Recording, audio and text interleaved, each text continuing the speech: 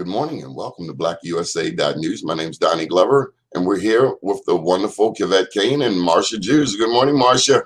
Good morning. How's everybody? Good morning, Kivette. Good morning. How is everyone? Good morning, Black USA. Yes. Did everybody have a great weekend? Mm-hmm. Absolutely. Yes. On lockdown? Yeah. Stayed in the house. The rain kept me in, so, you know. Well, at least it wasn't snow or ice, right? Yeah. So we're grateful. Exactly. Yeah, we've been very, very fortunate. Oh, let me tell you. Right. And I'm from South Bend, Indiana, so they have real snow out there. Oh my God, yes. Oh, like real snow. Cold, like 20 below, right? Oh my goodness. Like you couldn't even go out the front door or the side door because the snow would be up 3/4 of the door. Have to climb out the windows to get out. Yeah, that's a lot. Yeah, I'm cold at 70 degrees just to give you an indication. So, 20 below, Yeah. That's work for me. Crazy. And then So while we're waiting on our guest, I wanted to take this opportunity to thank both of you for helping to put on our first ever National Black Wall Street Awards. Yes. And it was wonderful. It was very wonderful. Absolutely. It was wonderful. All of the honorees. That was awesome. Well, I think what's also awesome is that, Donnie, I have a lot of respect for you and congratulate you on this because you have been all over the country with all of these awards, and it has now we have life. Well, yeah, okay, but we've been up and down the East Coast. All right, but you've got people in Chicago and people in some other places. So that's not the East Coast; that's the Midwest. So We're gonna let you get a word in. Good morning, Delegate. How you doing? Praise Marsha. I hear you. I hear you, Marsha. I plead the blood of Jesus on you. Delegate, good morning to you. Good morning. Shut it down, Donnie. It's so good to be here and to join all of you. Good morning. Good morning. How are you? I'm doing good. It's another blessed day that I've been. I'm woken up. I'm here, and so I'm thankful. So Delegate, pronounce your first name, Wanika. Wanika.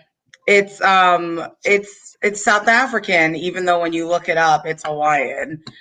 So my mother is South African, and so I don't know where she heard it, but here it is. And it's beautiful. Thank you. And you're beautiful. Yes. Oh, thank you. Yes. I feel like I do look a little bit like a wet rat because my hair is wet. But I was like, okay. It's like it's starting the week. When we're in session right now.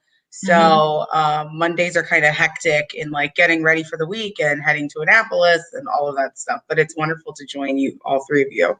So you all are meeting in person? Thank you for being here. I'm sorry, everyone asked a question at once. At the same time. We are meeting in person, Marsha. We are social distance and with masks and shields. And so like the house is more people. So we're 141. So we're split. Some are on the actual floor, like in the regular chamber.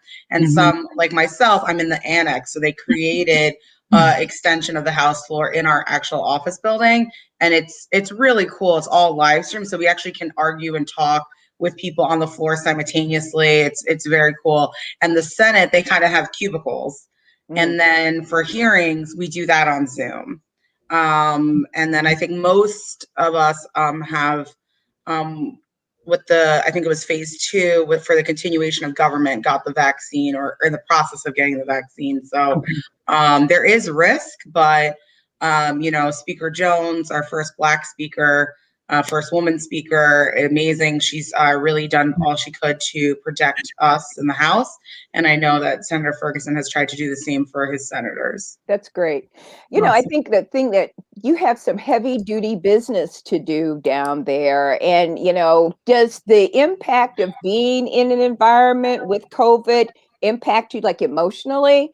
I mean, just trying to be in that space, handle your business, but trying to be cautious. That's a lot. Yeah, it definitely makes you feel cautious, but it makes you know that the weight of Marylanders, and for me, especially Black and Brown Marylanders, is on you.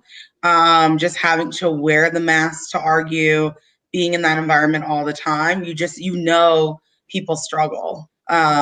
It's like right there. And so, even though we're in a fancy building and things like that. So I think for me, it's been more about the kind of policy that we're going to be producing this year.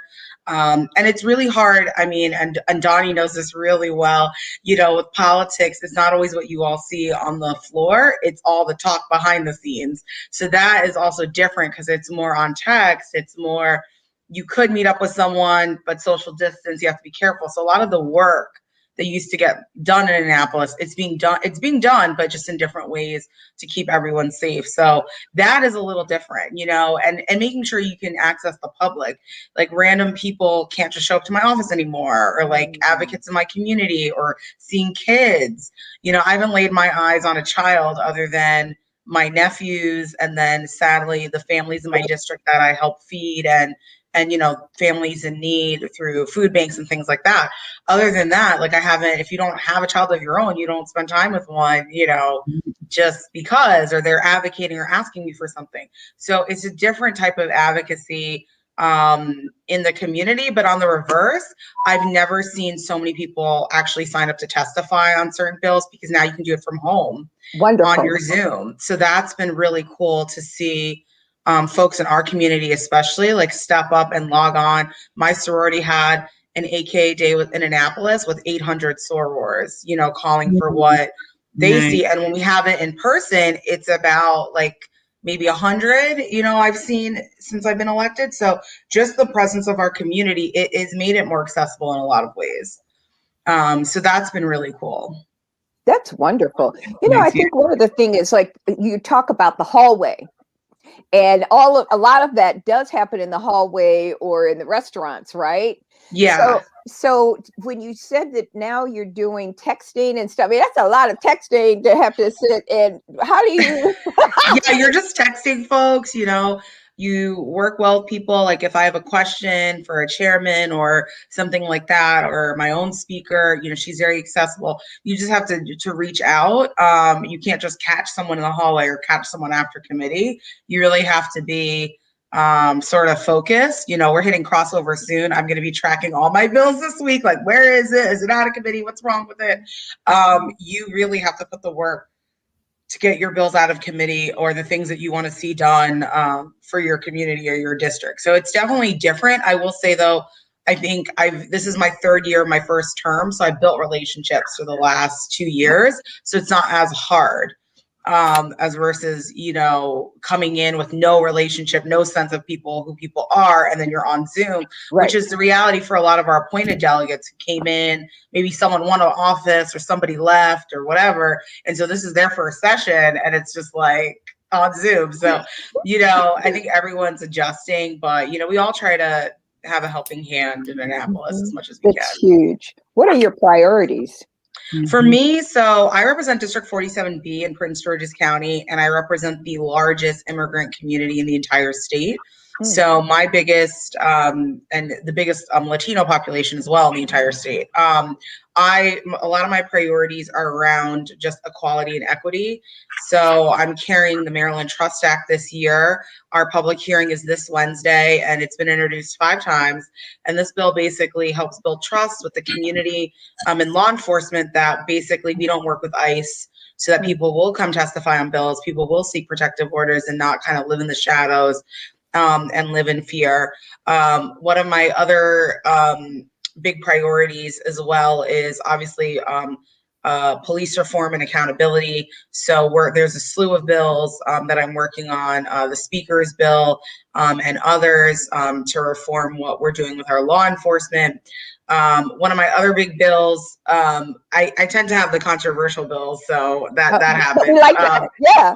I know. So one of my other bills, which it doesn't have a hearing date yet, but I've been trying, this is my second year introducing it, trying to get rid of Christopher Columbus Day And either, I'm open to replacing it with Indigenous Peoples Day or just getting rid of it altogether, because we do have Native American History Day, which is Black Friday, the Friday after Thanksgiving, is a state holiday, but a lot of people don't know about that. And then my other bill is the Harriet Tubman Community Investment Act, which is basically reparations here in the state of Maryland for descendants of Maryland slaves, which I had that hearing 2 weeks ago, and it was covered locally in some local news last week, along with HB 40 at the congressional level. So I can get into all my bills, but that's a little taste of kind of the bills. But that's a real good taste. Let's back up to the Harriet Tubman reparations part. How does that roll out? I mean, what is the expectation from the voters? What do we need in order to support that or help? I definitely think so. The bill is in the Health Government Operations Committee. So contacting the chairwoman, which is Shane Pendergrass, and the vice chair, Jocelyn Payne-Nelnick, is very, very helpful. And obviously contacting our Speaker of the House, Adrian Jones, who's been very supportive. I mean, a bill like that needs a lot. It's kind of like the Kirwan, you've heard about Kirwan Commission, maybe, and our overhaul of our school system, things like that, really need work groups and time. I mean, I think the bill is pretty good, but again, it's just like my ideas with a couple of experts that I worked with, professors at the University of Maryland, state archives, that I've kind of cobbled together and been like, hey, this is a plan for reparations. I don't think it's like the ultimate plan or the silver bullet. You really do need sort of a bigger schism, a bigger matrix to sort of help figure that out. But I think it's a start, and it's a start to push the conversation here in Maryland. To me, it's funny because the way, even in the bill, I don't qualify in the bill as an African immigrant, right? So I do have actually on my dad's side, my distant descendants actually came back to Africa through Liberia, and my grandmother is like Nigerian and Sierra Leone mix and that, but it's very far. Like we know it, but it's kind of far. But mostly I'm Nigerian and South African. My parents immigrated here and I was born here. But the bill really is for descendants on Maryland plantations that are here. So the Black American population that has their roots here in Maryland. And I there's a lot of controversy. I've had different African American groups criticize me that federal bill is more popular, or all Black people should get something because they all face, the repercussions of racism from slavery, which has fair points. But, I have to be the legislator, and legally, you really can't open up Maryland to liability that they didn't do. So if you are a descendant from, let's say, a South Carolina plantation, it really has to be the state of South Carolina or the federal government taking responsibility for that.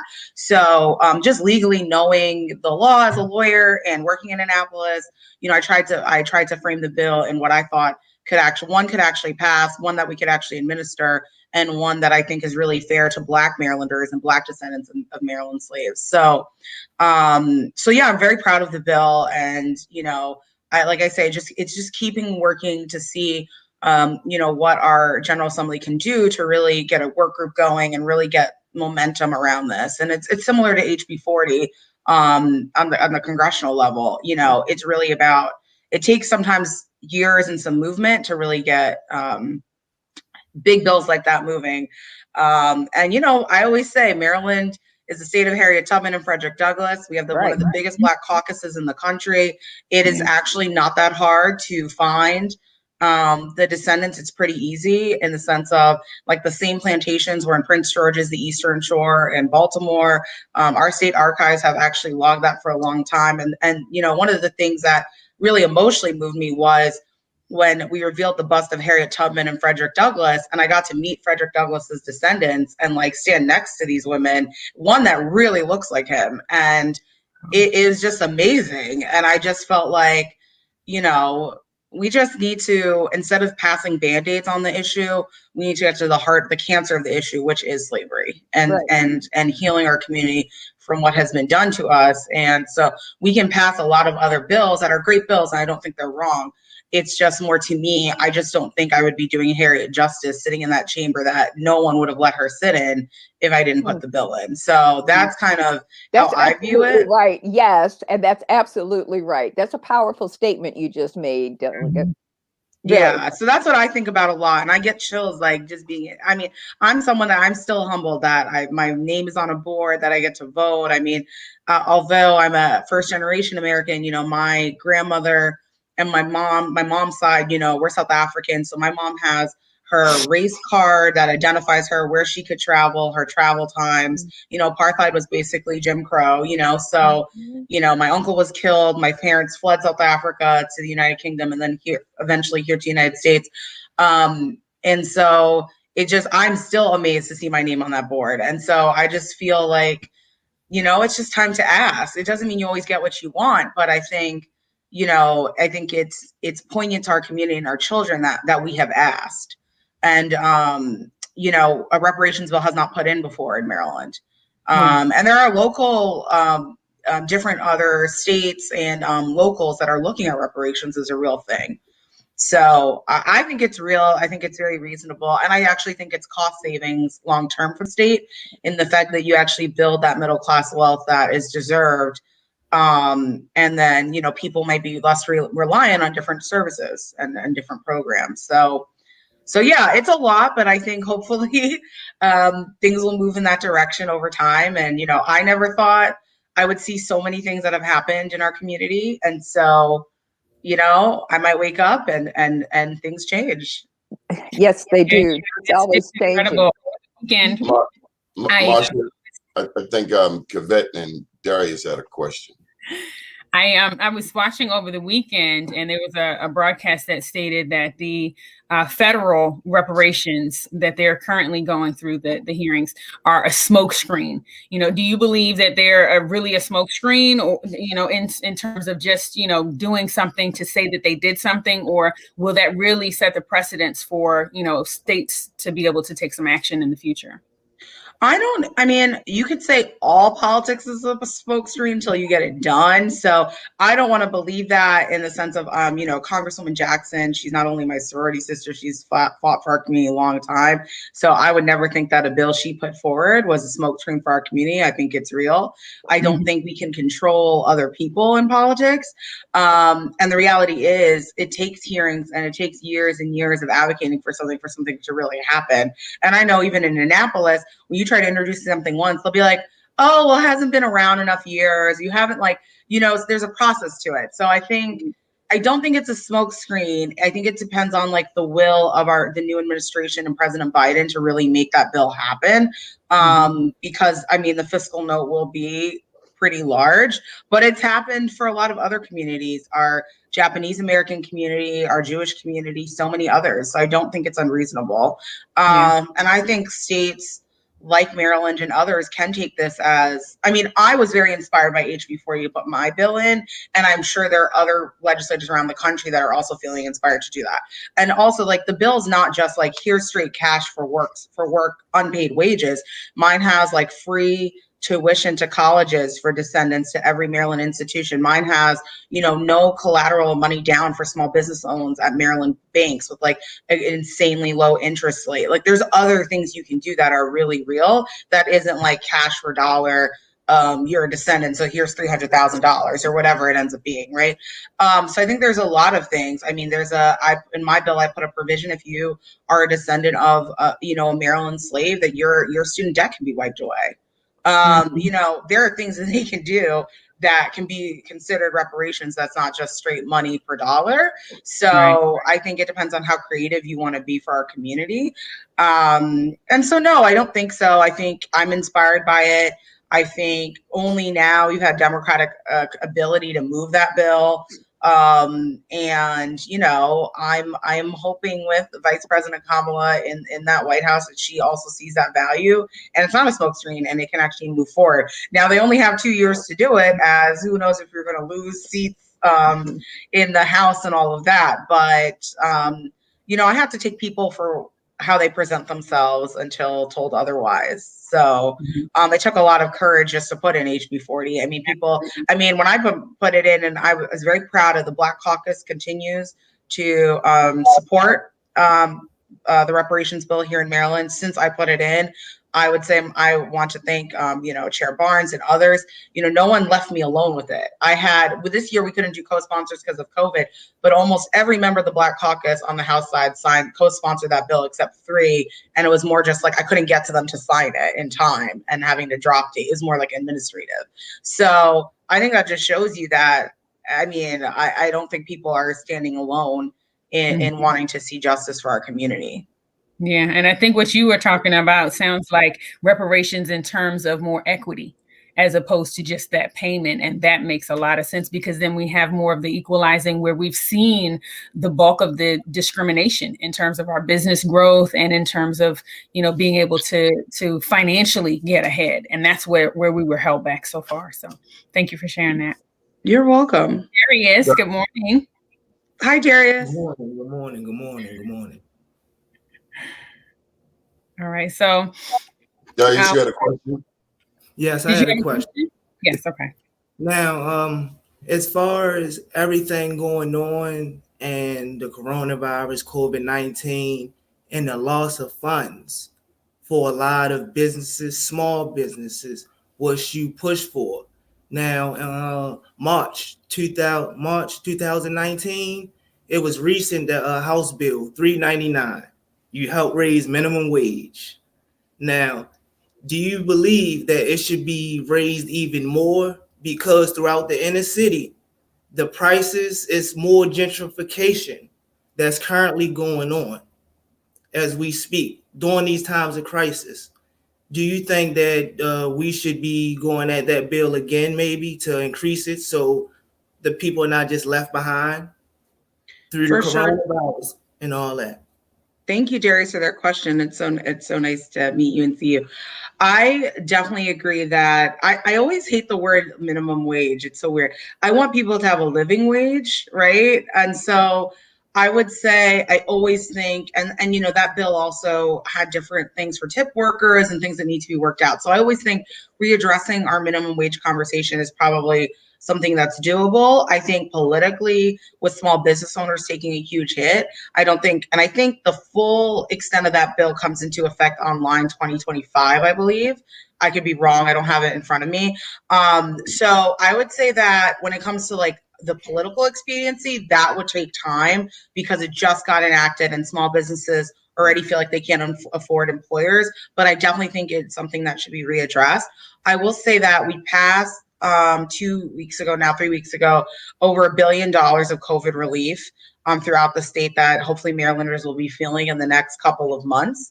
And I would say, to me, long term, I think what COVID has shown me as a policymaker, and I wish I was in a more economic committee than judiciary, because I don't get to like be in the weeds of all the issues, because the way committees are assigned, you kind of in the state government, you really dive deep in your committee product. Is the reality is our community, you cannot raise a family and survive on a quote unquote, like, let's say minimum wage job, right? So to me, it's really reinvesting, or just even the privilege that myself and others have been able to work from home at this time and not have to be an essential worker, putting myself at risk, whether I'm a cashier at a store or I'm stocking something or whatever, right? So I think there's also a sense of, how do we insert in our community livable wage, I want to say, living wage jobs that also don't put members of our community at risk? And that's investment in technology. That's investment in job training. I don't think it means everyone has to go to college or assume debt or anything like that. But I think it's I would love to see us take Maryland, whether when we have a new governor or whoever, really has to invest the time and the money to really look at a 22nd century economy and how that's going to really uplift working class Marylanders in a way that's long term. I always think you can't always put a Band-Aid on a scar that keeps coming, So yes, we could fix that, Darius, we could fix that in the short term, but long term, is that really uplifting people's family wealth? Like when they're gone, did they really change? You know what I mean? Or are they just working paycheck to paycheck and then it's sort of mute? So that's what I think about a lot. I think you're so right in addressing people's relief and needs, which I think we've tried to do in the $1 billion COVID relief packet that we just passed and more. And I'm definitely for relooking how we look at minimum wage. But I think as a nation and as a state, we really have to start looking at what is a living wage job versus a minimum wage job. And like, what do people need to get a living wage job? Is that a retraining? Is that a certificate program? Is that, things like that? Because at the end of the day, I mean, we live in a capitalistic society. So you're working in a structure, you're working in that structure, and within that structure has challenges. Okay, and that's one of them. If that answers your question, I know that's a little complicated answer. No, it's completely understandable. That House bill, that was just the Band-Aid on a bullet hole, 399. Yes, that's what I want to say. Exactly. Wealth. We have to build generational wealth, like you were saying. So exactly. And everything. I understood everything you said. It's okay, good. Because sometimes I'm like in my own head, so I'm like, I got you.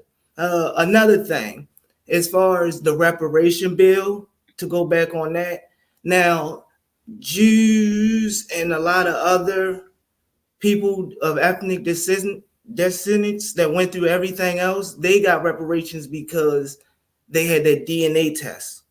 They knew exactly where they came from, their origin. Black is really not an origin, is not given anything.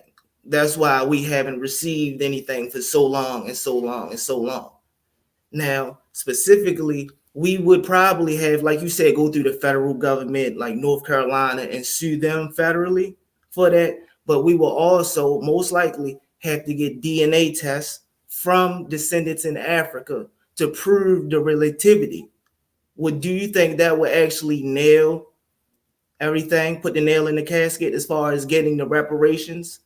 Right. Darius, I think it's a great point. I do think that it's really the political will, though, I would say. When I looked at state archives here in Maryland that have done a fabulous job, our state archives, man, they have census numbers. They have the form that has like your descendant, what they were sold for, what plantation the person went to. So I think when you have government help people do the applications, their own information about like where they knew they came from, plus like all the census numbers and data we've had for such a long time. And in the South, I will say they have been counting slaves forever because they needed those numbers for the census, okay, in order to have representation in Congress. So I think that we do have things like 23andMe. We do have more, I would say, accurate DNA testing. But the problem with even the DNA testing is it's going to give you your foundational roots from Africa. It's not going to necessarily say you are from, like, I have friends that are Black American identified, and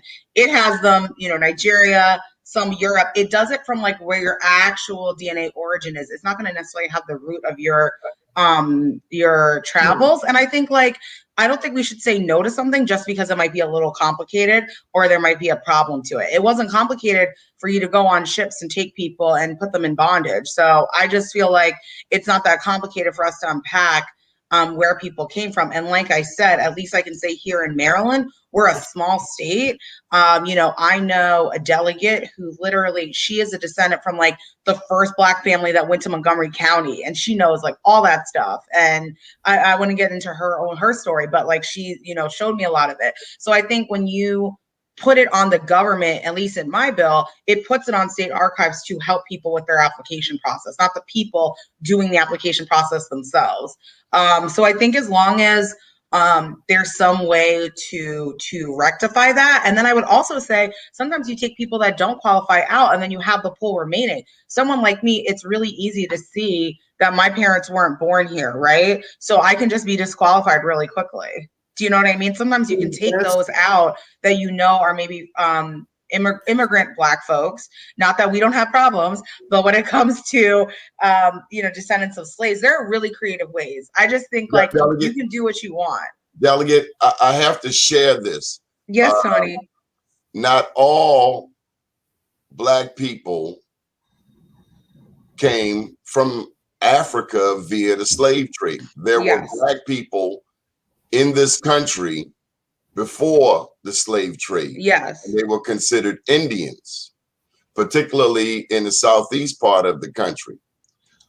I have not heard of any DNA tests that readily identifies indigenous blood in us. A lot of Black people have Indian blood. And when you go to the DAWS rolls, DAWES, that was the United States government's attempt to say, after they pulled all of the 5 civilized tribes together after the Trail of Tears and said that you are Black and you are Indian based on features. So we know that a Black Indian could have straight hair, could have tightly coiled hair. They could be dark skinned, they could be light skinned. And so inherently, this country has assumed that all Black people came here by way of the slave trade. And what it does, it negates the indigenous people and their land. Thank you. 100%, Donnie. And that's why I wouldn't trust something like take a DNA test that's formed by like white companies and who knows what data's in there. And like, I just think it has to be an application process. And that's why you would use like any board that looks at all the factors and says, you know what, person A has a right to this benefit. You get it. And it would be sort of like that. And again, this is just Wanika's ideas with experts that I've worked on. I don't think I'm the answer. I don't think that the particular bill I put in is the silver bullet. It's more to get the conversation going, because you need more political weight, money, and time to get something good that I think people would at least feel happy about. You know, when I was working with the staff, that I actually called the aide that worked with the congressman that put in the Japanese internment basically reparations bill, and we were talking about that. You know, he informed me it's not like every Japanese American was happy with the product that they came out with or was satisfied with what they obtained, right? So no one, that's just politics. So like, you know, as a politician, not everyone's going to be happy with it, but you have to start the conversation to get people to actually figure out how it's going to work, figure out what is fair and just.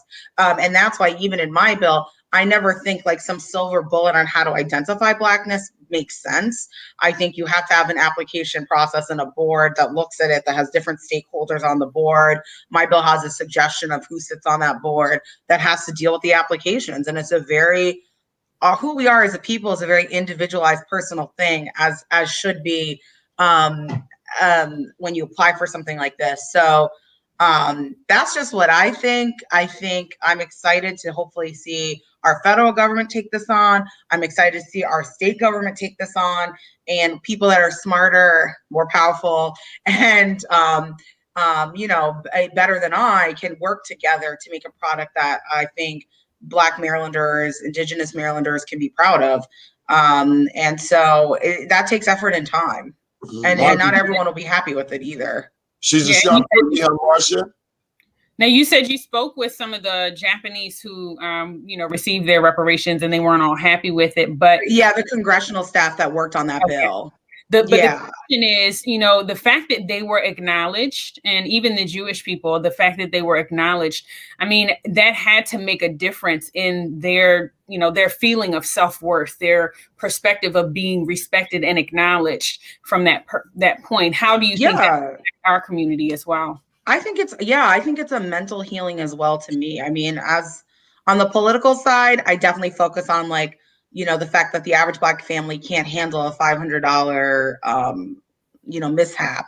I focus on the economics, the civil rights part of it, the justice part of it. But there's an emotional and a healing part of it that I would lean on our religious community. I would lean on other leaders in our community to really advocate of like the mental healing and the strife and the health impacts of, you know, a lot of the bills that I bring to health and government operations, whether it's, you know, getting rid of Christopher Columbus Day or this bill, I always talk about like the mental impacts and all the studies that equate like stress and PTSD to our health outcomes, right? Mm-hmm. And so just the stress of being Black, however Black you were, however you got here, whether you were here before slavery, new immigrant, whatever, you got melanin, you are stressed. And if you are stressed, you have bad health outcomes. So I agree with you, Kavette, that there is a mental healing and reckoning for our community that is desperately needed. And that I hope a legislation like this, I would say that would really come from a federal bill even more, because it's your U.S. guys, your nation recognizing its wrongs. But I agree. So, And Delegate, I'm sorry, Donnie. Delegate, what about the stress of working next to a Delegate Marianne Lasante? Well, I'm not in committee with her. She's not my, it's funny. I really don't see her very much because we're on Zoom now. No, she called Prince George's County the N-word district. Yeah, it just shows. It just shows what people really think. You can't put her out? Say that again, Donnie. I'm sorry. You can't put her out? So, according to the Maryland Constitution, you can, basically, layman's terms, kick someone out with 2/3 of the vote. What I would say is, those are conversations for the greater body. It's not something that Wanika can decide. And I would also say to you, Donnie, there's so many dynamics of what we feel and what I've learned in government, and Donnie's known me a long time. I've learned in government that I have to put my opinion with the greater, I will say this, Donnie, there are people that feel like, I'll give you an example. There are people that have been accused and maybe found for sexual assault and things like that. And they think those people should be kicked out. Yes, so what happens is, well, I'm not saying anything, but and so I'm saying is sometimes when you start doing things like that, I will say it can become a witch hunt thing because there is no guardrail. The law just says we could do it with a vote. So because Wanika did something to disrespect somebody, let me just put it out there, they could put my name up and kick me out of my seat with the vote. So I'm just saying that I think what I would say is more poignant is that the voters speak and that the voters show who should be elected and who should not, especially for a Democrat in a swing district that has a healthy Black population in her district.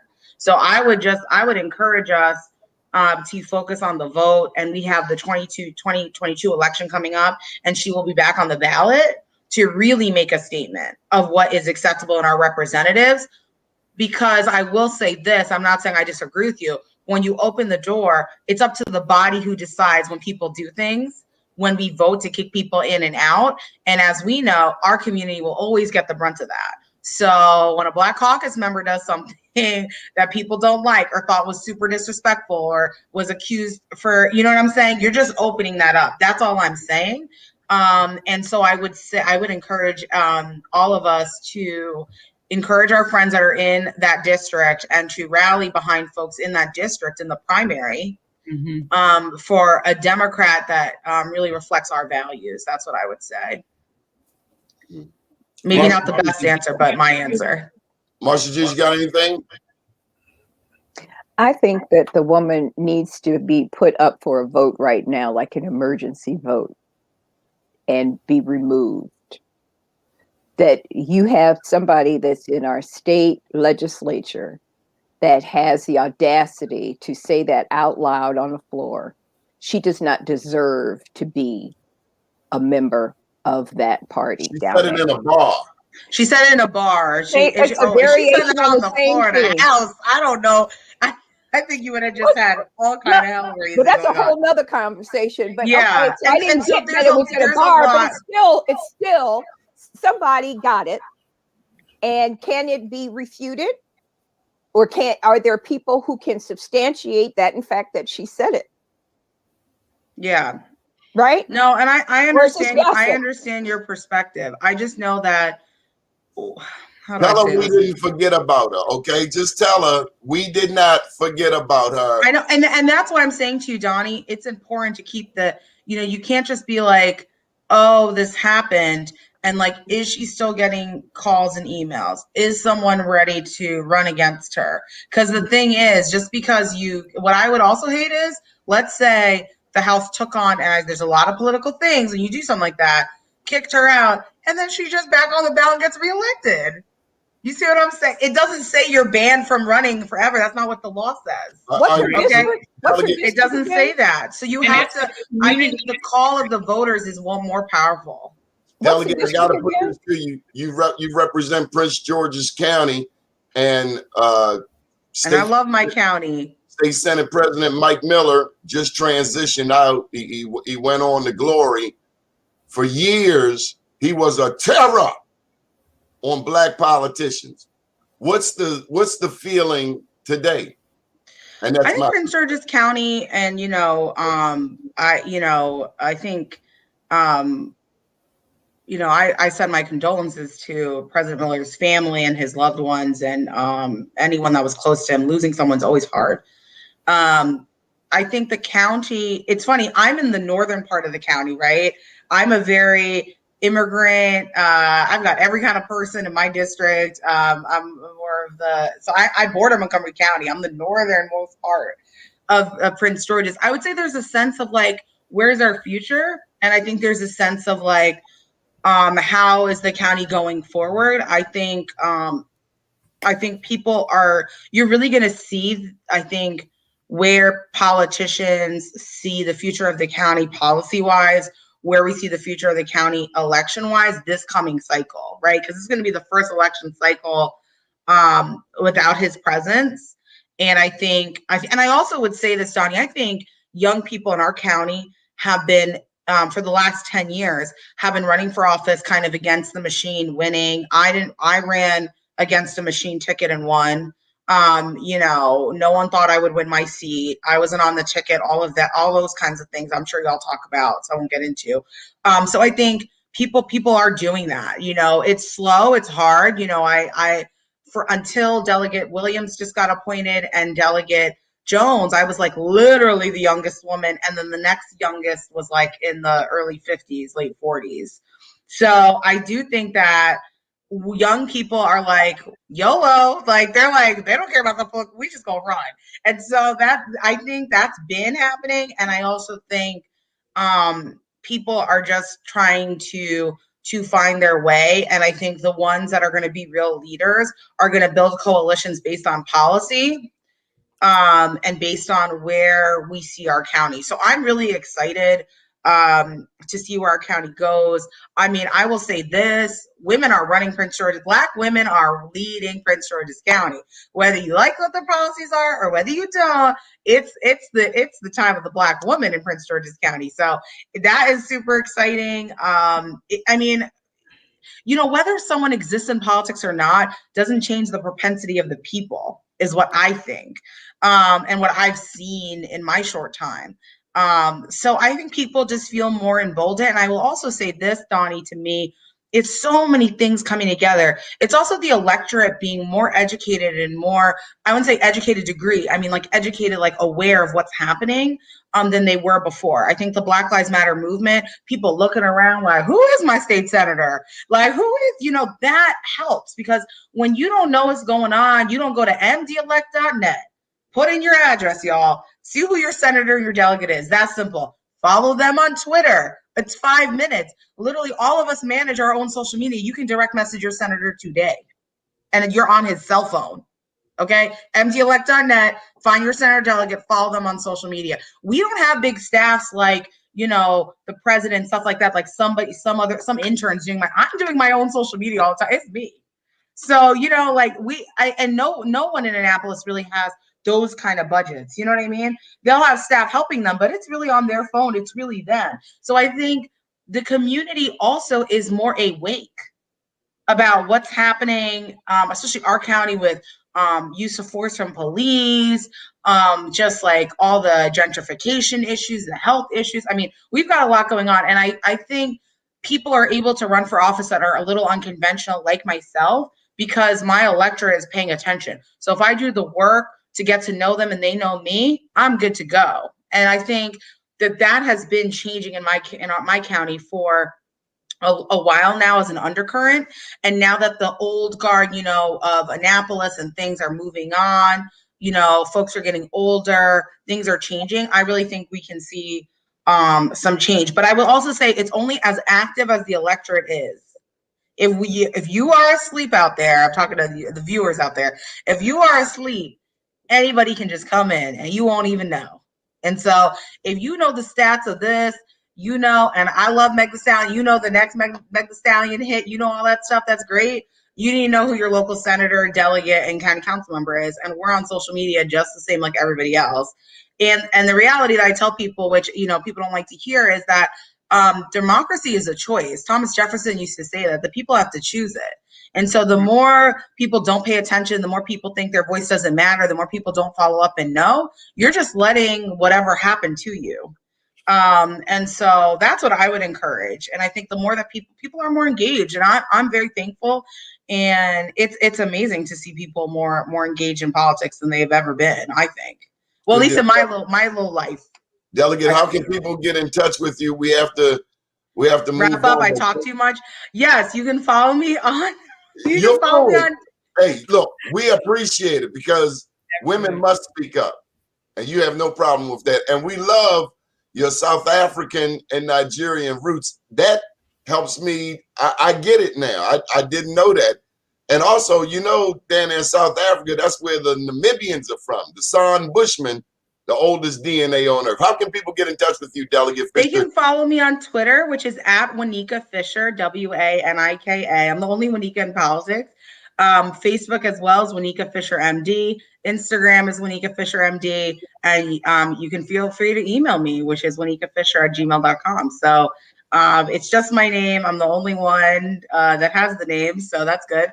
And yeah, and I would say, you know, my parents and my siblings and everything, you know, I wouldn't be here if it wasn't for my grandmother cleaning boarding schools for years. You know, she had a 7th grade education, and you know, I'm her wildest dream come to life. So I really think I'm only as strong as the shoulders that I got to stood on that propped me up. You know, my father was never one to be like, women are to be quiet, and he always pushed me. So I'm thankful for my family and my friends that give me confidence. And most of all, I'm thankful to my God and my Savior, who keeps me grounded, who loves me unconditionally. And so my faith is so important to me. And that really keeps you through these trying political times. People come for you all the time. But if you're grounded in who you are and your faith, you can speak your voice and sleep at night. Thank you so much. Yes. Well, thank you all for having me. I hope you have a wonderful day. You do the same. Yes. I love that you speak up, and we got to have you back. Thank you for joining us. Thank you. Good deal. You got to unmute your mic, Joey. Ladies and gentlemen, we had a wonderful National Black Wall Street Awards on Friday. We had a number of honorees around the country. Marsha's phone book is just phenomenal. We had Detroit, Chicago, and now I know somebody in Miami. He got a rap name, True Grit. What up, Joey? True Grit. What it is, buddy? What's going on? What's going on? What's going on? Top of the morning. Absolutely. It's so good to have you here with us. So tell us about what you do, Joey, down there in Florida. Basically, business. My disability has kind of kicked me out of the traditional workplace. Mm-hmm. I was telling Mr. Don yesterday, we know the statistics on how hard it is to start, run, and grow a small business just across the board. 50% of them fail. So compound that with being a Black man trying to run a business, and compound that with being a disabled Black man trying to run, start, and grow a business. It's almost unheard of. It's basically impossible. Being a Black man, any person of color, you already basically are invisible to the world. And being disabled and Black, you're basically non-existent. So I just try to, as I stated during the award ceremony, not so much making money. We all know how to make money, especially being people of color, grinding, just like the young lady just said. Her grandmother grinding and grinding. She's her grandmother's wildest dreams come true. So we know how to make money.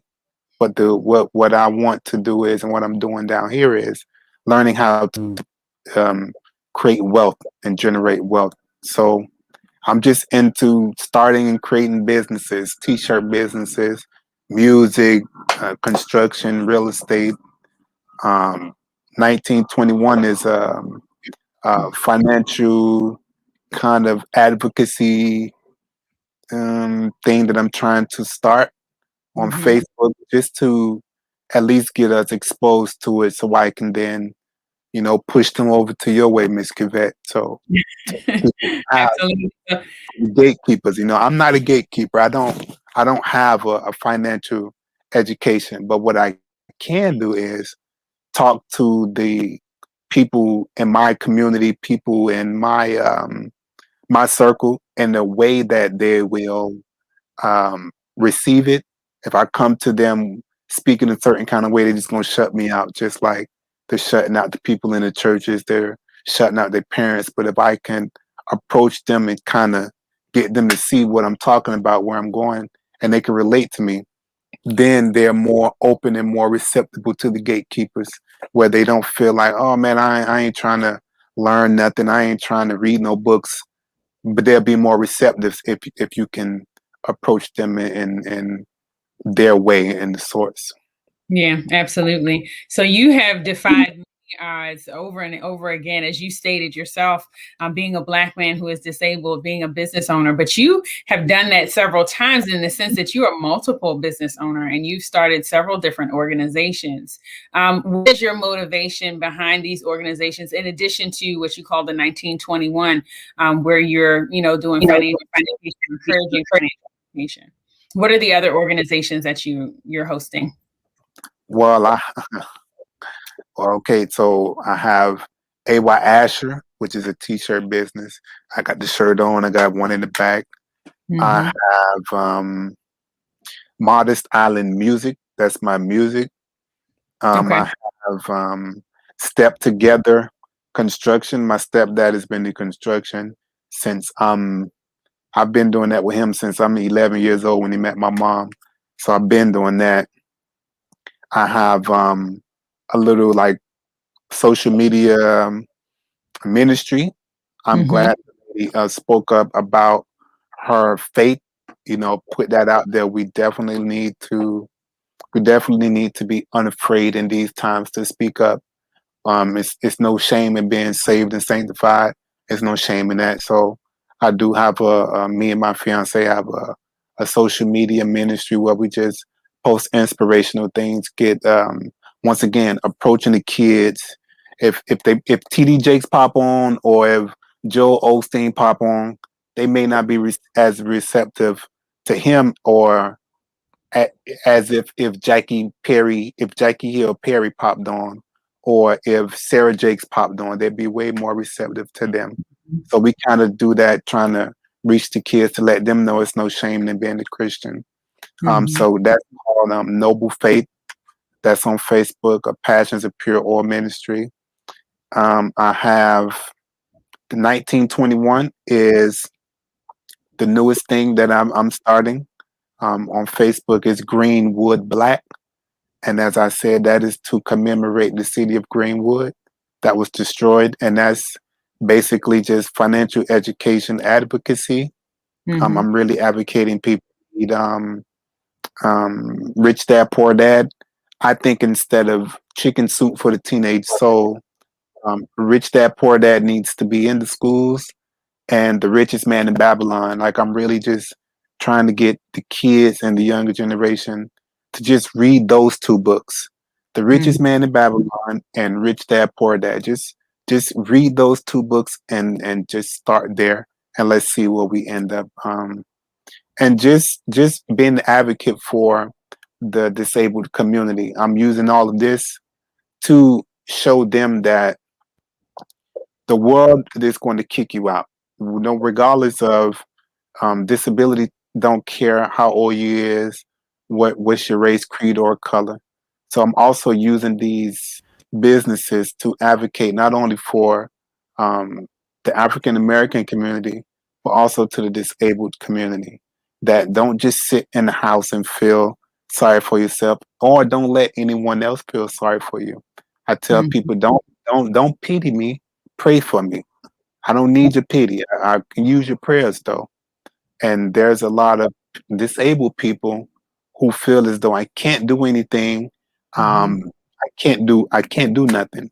I'm paralyzed from the neck down. So if anybody can't do anything, it's me. I don't have functional use of my hands, my legs, or anything, but I can speak. I do still have my mind. And long as I have that, there's all these Siri and Dragon and Cortana, and that you can speak, and I can control the computer. I text, I use my phone, I use my computer, all with my voice.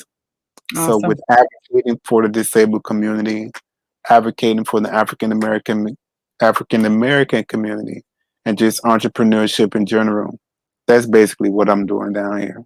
Awesome. And share with us just briefly, there was one statement that you said, because you yourself were in that position where you felt very discouraged. But there was one thing that was said to you that helped to bring you out of that. What was that? The guy I kept saying, my life is over, my life is over. And a guy told me, your life isn't over.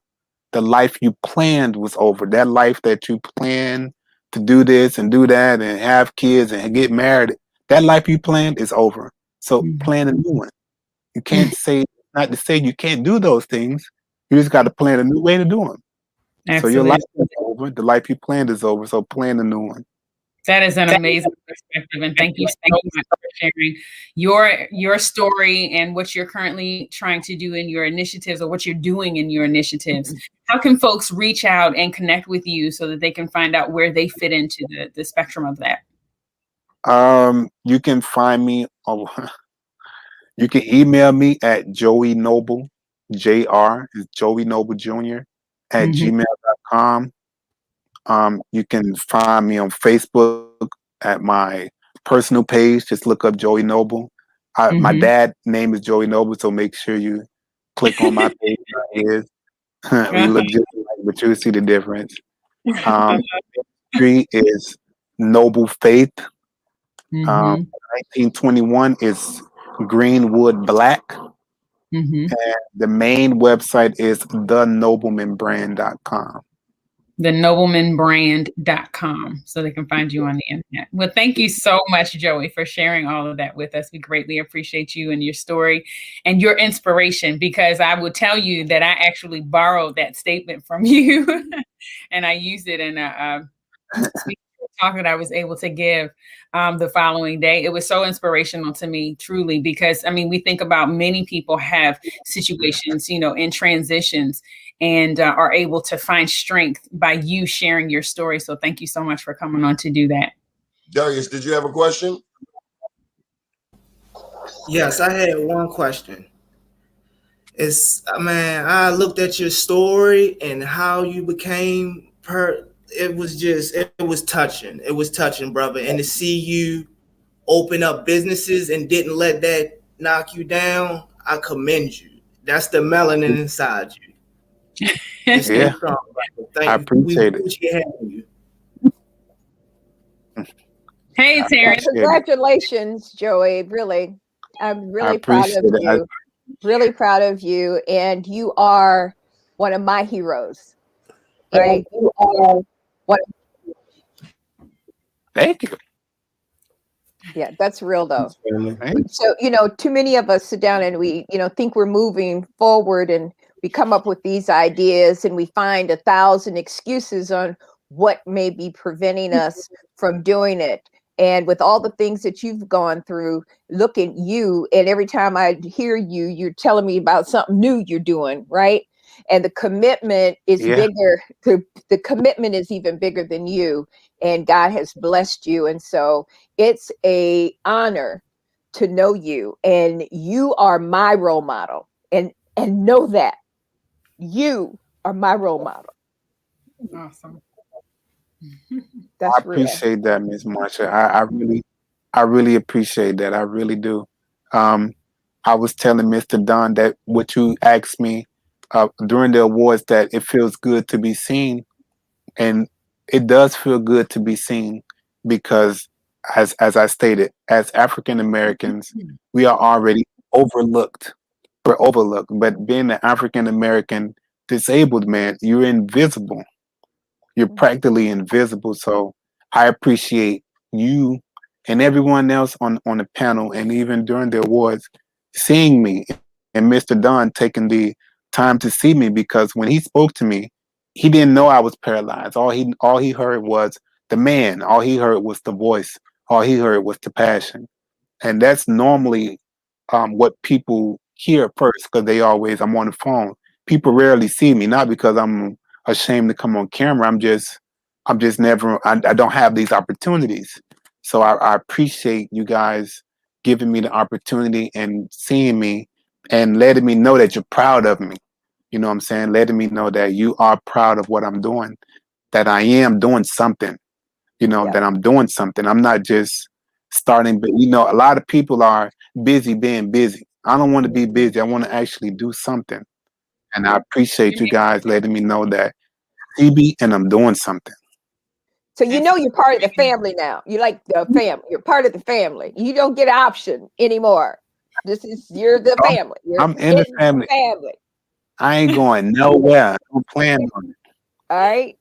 I ain't going nowhere now. And we're going to exchange information later today. Okay. Very awesome. Absolutely. Okay. I appreciate it. Baby. Very awesome. I love you, baby. Mm-hmm. Love you too. Thank you. Mm-hmm. Thank you. Thank you. Me out. All right, so we've got Mr. Terrence Dickinson joining us from Yo, Terrence. How are you? How you doing, Sam? How you? Good. Awesome. What's good today? Awesome. Happy Monday. Blessings Happy over. Everything Happy is Women's awesome. History Month. I didn't hear you. Happy Women's History Month, right? Yeah, you already know. Sisters get it done. All right. Where would the world be without a praying mother, huh? I said, where would the world be without that aunt that'll come get you? I had them aunts that would come get you. They look up and they'll come get you. You better act right. You know what I mean? That's why we're better off today. But I'm glad to be here today. And it's the beginning, but also something for TLC that we're actually starting the certification that we got going on right now as the world has changed. And we start to form a new understanding. One of the key things that we're doing right now, just as Donnie has always done, we're focusing on Black businesses. We're focusing on small business of getting their business structure together. So we've partnered with Santa Clara University, and they're real heavy in Silicon Valley. They're the latest with the technology, and they're not teaching you business strategies from 1964. It's something within the last minute or so that's relevant to what's going on in today's time. And that's what we're doing right now. That's the new thing for TLC. We're going to get these business certified. And it's not that heavy, but it is pretty deep. One of the things, just you said that when we started out in our business, I heard before you had the gentleman on here talking about the Boost program. Correct? Yeah. Okay.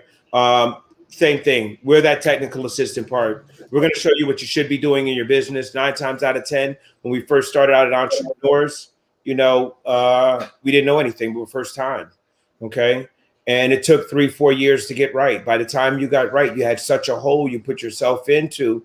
But when you look at other cultures and other people, they start their kids out with it. Okay. And they actually run their business so much better because they have an understanding of exactly what business structure is. So now what we're going to do at TLC is that we're going to be that big uncle, that big aunt to show you how to get it together, And so that way, instead of 3 to 4 years of you actually trying to figure out how to get there and then get back, you're going to come out the gate right. You're going to have structure. Nataj, you told me that this is a national, you have national scope. You have a national scope. You're looking across the country. And I mention that simply because our dear friend Joey right here is Mr. Miami. And what I definitely want to link up with Miami and not know Joey. Well, you want to know what? That's the thing. That's what we're doing, Donnie. It's you got Hyatt Regency. They're backing us. They've actually not only given us a national invitation, but they've asked for an international. We've definitely spoken on them already. We're talking about Ghana, but Miami, Atlanta, Chicago, Houston, LA, Charlotte, all the hitters. We're really looking to actually pop up in these towns and show the basic structure of business. There's a lot of money on the street, and you hear about these grants and loans and stuff of that nature. But guess what? We just don't get access. And if we do, we're not able to complete it.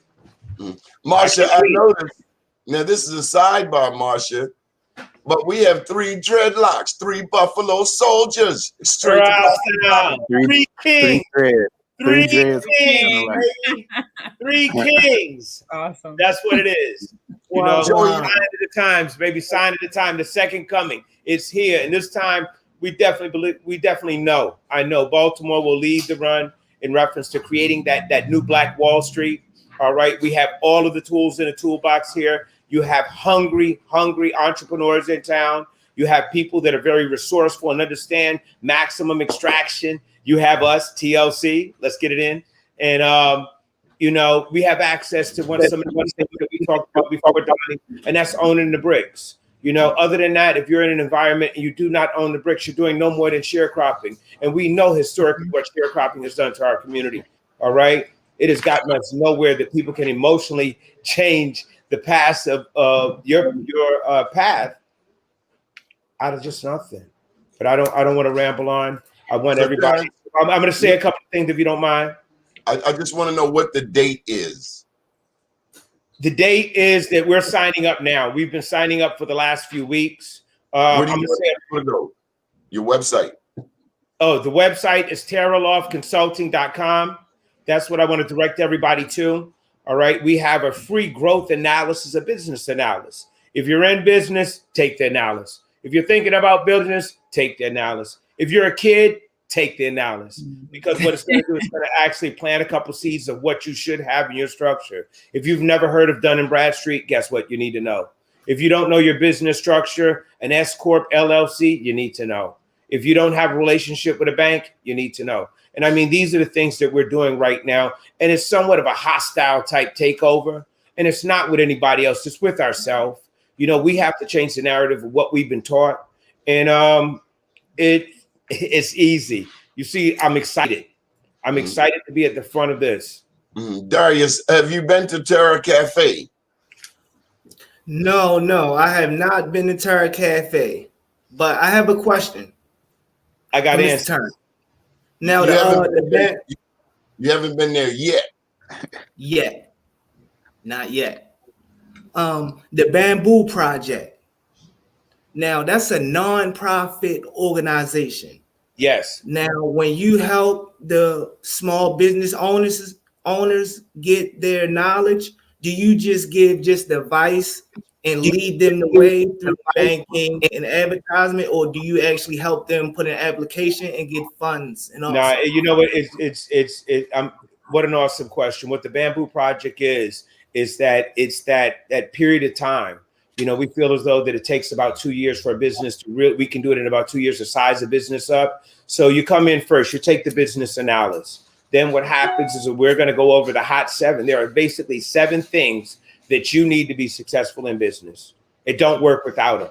Okay. So we actually put you in line with that. And then what happens is we actually start to create a business, not a business plan. That's for amateurs. We want a strategy. We want to aggressively make your journey to where you need to get to. So at that point, we're starting with the basis. We're going to get you sized up with this hot 7. Then the next thing you know, we're going to help you actually create trade lines. I've been in business for over 20 years. All right, 25 years. And I put a bunch of bread through the banks. And no one ever came to me and say, hey, listen, you put 500 through last year. You put 700. Wow, you put 1.22. No one said, listen, let's get a business card. Let's give you a credit card. Let's give you a loan. So now what we've done is this. We're not waiting for them, you know, because if you're waiting for them, they're not coming. They've proven it already. We're showing you how to get it done now. We're setting you up with your trade lines. All right. We're positioning you with bank relationships. All right. You're definitely all right. Leroy, what's up? I owe you a call, baby. I've been working on something heavy. You know, we're setting. Kivette, I see you smiling, Kivette. Chime in. No, I'm super motivated by what he's saying. I myself have been in business for over 20 years, but I just started a new business in January 2020. I have, I was away out of the country for 5 years, coming back. So it's like, it's amazing to me how new everything seems. But I participated in a workshop last week for an organization to help with structuring, similar to what you're talking about. And I would love to talk to you later about how I can support your efforts. But that is it's absolutely phenomenal. And that's exactly what we've been talking about here is we need to, as Mr. Leroy said, own the bricks. You got to be the source, and stop looking to other people to be our source for the resources that we provide to our community. So yeah, absolutely. But also, what is more important? We got to wrap this show up. I'm sorry, Terrence. But you know what's more so important than anything else? We have to get ourselves together. We have to get a warrior mindset. When you sign up I want everybody, TerraLoveConsulting.com. When you sign up, you do the business analysis. I got a free ebook for you, Warrior Mindset. We need to erase some of this emotional out of our life and really get into the part where we're logically moving ourselves forward. For the things that we create today, guess what? This is going to be generational. They're going to talk about these meetings that we have today. When I meet people now and I share with them what we're doing, I tell them to circle the calendar. Go to the calendar and circle it red because you need to remember the date that you got this information. You feel me? Good deal. That'll have to be our final word, Terrence. We got to get out of here. Marsha's giving us the signal. Marsha, you going to take us home? No, that's what you usually do. But thank you all for being here with us today.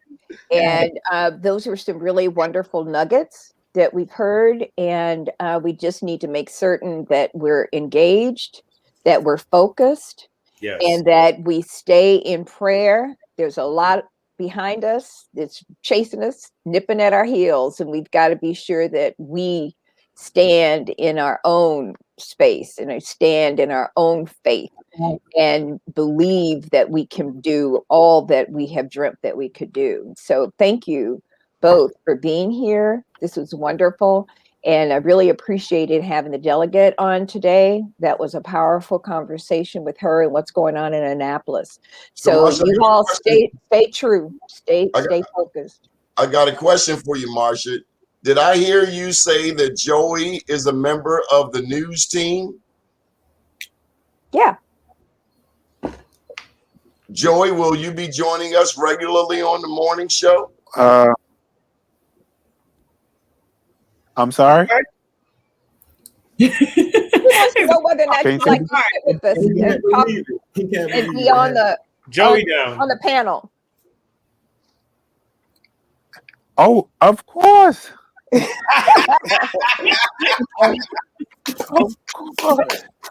Awesome. There you go, baby. Leveling up. There you go. I love you. I love you. Congratulations. I know what to do when I come to Miami now. Thank you. Yeah. Oh, hit me up. You know, hard to find. I'm almost nervous about Miami. I might not want to come back to Baltimore too soon. I guarantee you won't. I guarantee you won't. They're gonna have to come snatch you back. They're gonna have to come snatch you back from down here. I look forward to coming to Miami and really sharing this actual learning in reference to business structure. And I'm sure there's massive opportunity down there. And what we're focusing on is that we need it. You know what I mean? By not just owning the bricks, you don't just actually own the bricks. You change the narrative of your community because you become a legacy. You become an anchor in that community. You feel me? And that's what has really, that's what's changed the narrative on these corners in Baltimore City, is that folk of color, Black people, all right, owning the bricks, changing the narrative. Absolutely. You know, Marsha, I just wanted to say that we get the opportunity to not just cover the news from around the country on this show, not just have prayer, but also provide a level of therapy for our guests. Yes, because we all need it. Dealing with all this madness, you better be able to. You need to have some place to throw something at. But I think that these are some very difficult times, and now is the time to be able to make certain that you have relationships with like-minded people. So not everybody is with you. Not everybody is thinking like you, and so we have to be real. This is a time where we're all on lockdown at some capacity. And it's also time for us to reflect who we are, where we're going, and how we're going to get there. And who are the people that are around us And are those people the people that we need around us? And if you do an inventory, just do a spreadsheet of the people that are in your life and the questions that you would have about how those people relate to your life. And you start checking them off. Where do they fall? And when you get to the end of that column, the end of that spreadsheet, you have to make a decision of whether or not that relationship is over. And be real about it, because too often, we go on some past memories, but what's happening today, and where are their spirits today, and are they supporting where you're going today? Not 20 years ago, not 15 years ago. Who are they today? Life is so short right now, and you can just see it. I've got people that have left here through COVID and complications. And the reality is so who's still standing that I can trust, that I know unconditionally whatever they're going to tell me is going to be about my betterment, be it mentally, emotionally, physically, financially, whatever. Who are these people around you? And are they the right people around you? You have to decide. You have to do a real check. The reality is that the people that are around us, we should all be helping each other and putting our arms around each other. You talk about bricks and mortars. We need to be creating an environment where we're buying property together, that we are working together to build together. And we can't do it all the time by ourselves. We need others to be like-minded people that you can trust to be around. We can't keep playing this game the way we used to play it. We have to stop killing each other on the street and figuring out how we're going to kill it on the stock market. Yeah. This is real. Not a joke. Real. This is not a joke. It's not. You're 100% right, Marcia. All skin ain't your kin. And it really is accountability of ourselves with the community. It really is. And that's why I'm saying, in reference to this hostile takeover of self, we know what's right and we know what's wrong. And we know who is really, pushing our community and the endeavors of just, a better world, and whether or not it's black, white, purple, green, or plaid. All right. We have to do something because we're at that point right now. But I do know as a community, as black people, all right, we have to hold those that do have that ability to make change. We have to hold them accountable. Right. Because you've got a whole lot of black organizations out here that really have not showed up for our community yet. And guess what? 1 or 2 little webinars don't do it. Okay. You need to be advocating and lobbying for us to get accepted into those pieces of finances. I tell you what, I was on the mayor I know you said short, Donnie, but you started this, baby. You started this. Look at this. You started this, son. You know what I mean? You know what I mean? Got to get me on earlier. But, I was on the mayor's transition. No, you got to get scheduled. You got to get scheduled. I'm a wild man from the bush. All right. But we had a call from, the United Way shared a quick brief about the Alice report. And I've never heard of it before. It is basically translation. It's a report that shares the poverty level of an area, of a town, of a city, of a state. And I saw that meaning that if you took away all of the federal aid, the state aid, and the local aid, WICs, child care, Section 8, whatever, the percentage of that community that would be on poverty, below the poverty level. Similarly, Terrence, you could look at all of the corporations that got Wall Street bailouts and view it the same way. They would not be in existence if it were not for the government. So you already know. I know, but guess what? They got bread. So we're not talking about that. We're talking about how they got no bread. We're talking, you just brought in a reference of somebody got billions of dollars and did a money grab and got more money. They don't have no problem getting money. And let me get this point, Don. Let me get this before you put me somewhere else now. The average that I saw was somewhere around 15 to 20% of, states and areas in the U.S. The challenge that I thought it was a misprint, I looked at Baltimore City. All right. And when I found out it was real, it shut me down. I got goosebumps. It watered me up. It said 85% of Baltimore City would be below poverty level if they took away federal, state, and local support. That's a problem. That's the problem. We keep having elections. You're talking about a city that got multi-billion-dollar corporations here. Okay, multi-million-dollar corporations in here. You're talking about a city that has apartments, one-bedroom apartments that go anywhere from $2,500 to $3,000 a month, and they're building more than ever. Look at your landscape. Look at Harbor East, and we're not addressing the problem. So our city safety is really, in my understanding, is attributed to empowering people and getting them off of their feet. The challenge in Baltimore here is that they have put people on their knees, okay? And they do not have the ability to fight for themselves. So guess what they do? They do the best they can to get through, okay? And I mean, it's real. You're talking about Baltimore City averages house income is what, 40 to 50,000? You go 2 miles out to the county, they're $150 to 170,000. So what is the narrative of having conversation of balance in community? And I mean, this isn't just Marshall wanted to respond to you. Huh? What's the report? The name of the report again? The Alice Report. And it's coming out of United Way? Yeah, it's known all over. I mean, Okay. I've just picked it up and it shook me. All right, because it said Baltimore was 30, but when you hit the city, it went to 85. You know, I remember I heard about this poverty report before, and I didn't really realize how bad it was. Okay, and it's like I said, it's a shame that a city has so much resources, real estate, people, mine, assisted, limited income. Asset limited. I don't got my glasses on. She hit me with something. I ain't got my glasses. All right. All right, but go ahead and tell me anyway. They listening. They know. Asset limited, income constraint, and employed. Asset limited, income restraint, and employed. So that is your Alice report.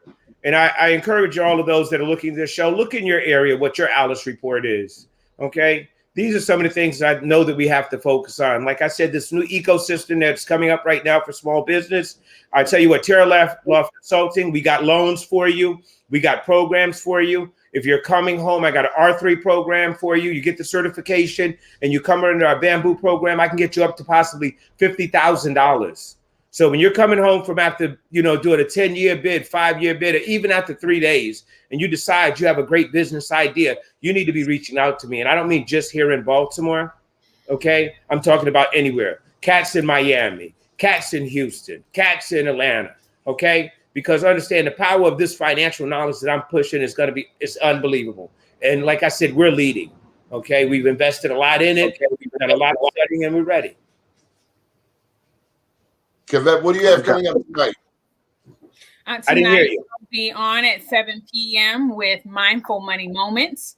I will be having as my guest Tanya Barbie and Ebony. Oh, Jesus, I can't remember Ebony's, but Ebony is a financial advisor from Michigan, and Tanya Barbie is an emotional support here in PG County. And so we're going to be talking to both of these ladies and getting some perspective on how we can take a moment to be mindful about our money. Good deal. And Terrence, we have the exact name of the Alice report. It's Asset Limited, Income Constrained, Employed. There you go, Donnie. Thank you. There you go, baby. Yeah, we have to bring pertinent information. Darius, did you learn anything today? Man, I learned a lot. I was more inspired than anything. It was definitely a great experience with y'all brothers today, having y'all on. You got to come to Sierra Cafe. You can get some more. Oh, I'm coming. As a matter of fact, you know what, family? If I could just do a little quick plug, the Jerk Garden. I was going to do something light, a soft opening today, and start doing a little something outside, but the rain messed up my roof. All right, but by the weekend here, we're going to have some jerk chicken. I'm going to do a little giveaway, and y'all come and get some Casamigo drinks. You know what I mean? And we're going to have a good time. Marsha would like a glass of sangria. Oh, baby, I got you red or the peach? No, I don't. I don't want You want it. the red or the peach? Neither. But thank you. She likes the peach. See, he's being smart because he knows I'm not going anywhere. I'm not going anywhere. No, I'm gonna see, be You know right what? here. We got something for you, Marsha. I will We bring. got libation to go. You can get one to go. no, So Marsha, I was gonna. I'll keep that in mind. Okay, so Terrence, let's just get this straight now. Marsha's birthday is Wednesday. Can we get her a glass of sangria Happy birthday! maybe a bowl of? Get a whole bottle. No, I want to get her a bowl of the what's the stuff I like? The greens, the kale salad. Kale salad. I want her to have a glass of sangria and kale salad, so because she's been in the house. We don't know if she gotten any fresh vegetables or anything. Kale salad. She wants them both. I have a daughter who is very health conscious, Awesome. and we are eating Does she properly. make kale salad? She makes kale salad. I don't eat it Why? because I don't like kale salad. Joey, are you eating? You know what? She ain't making it right then. I don't like kale. Joey, are you eating kale? Get her collard greens. You gotta let I me know. love collard greens, but I don't like. What you say, Mr. Don? Kale. Joey, are you eating kale? I'm eating spinach, but I do want to ask. Last night when we spoke, you said you wanted to hear something from True Grit. You still want me to play something? Uh-oh. Play something, man. Oh, Play that. My bad. Donnie, you go back in charge. let me pull it up. Look, Bring the it God closer. have frozen him. So go ahead, True Grit. He can't say no right now. Let me know if you can hear it.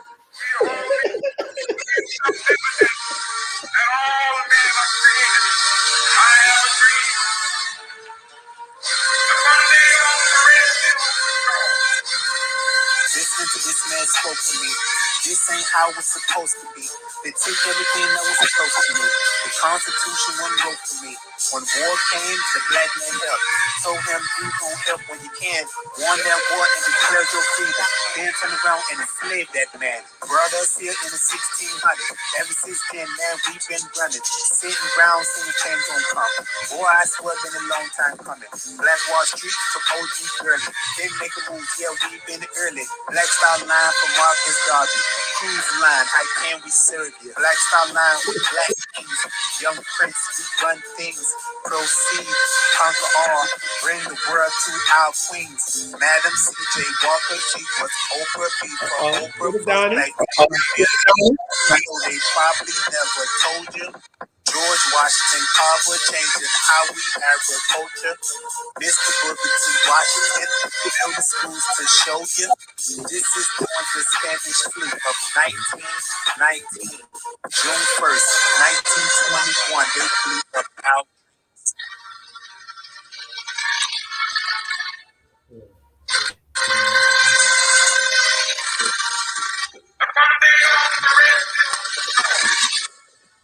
That's what's up.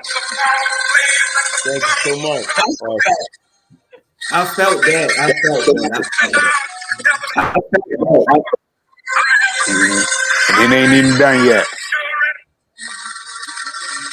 I think we may have found our theme song. There you go. I think Yeah, I like the words, but I'd like to bring that music down a little bit so I can hear more words. You hear me? Joey. Joey's still playing. Joey.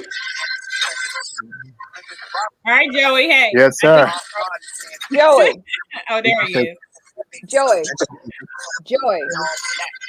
I'm there. All right. Wait, Yeah. Okay, so wait a minute, baby. Is there a way for you to bring the music down a little bit and bring your words up a lot more?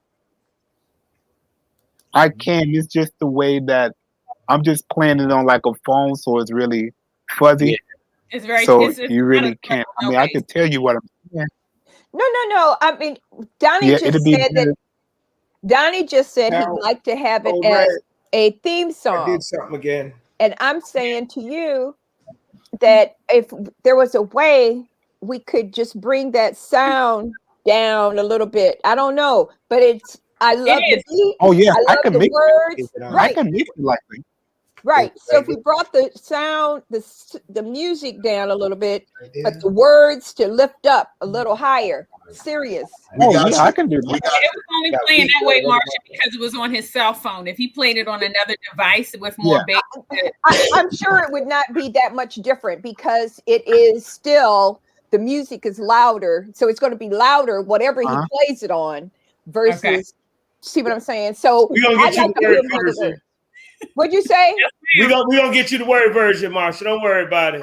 We're gonna get it right now. Don't worry about it. I understand. And telling me what I want. I know what I want. I don't need just words. Lord, help me, Daddy. Other. You stepped into that territory. I'm back up. You can find that by going on YouTube.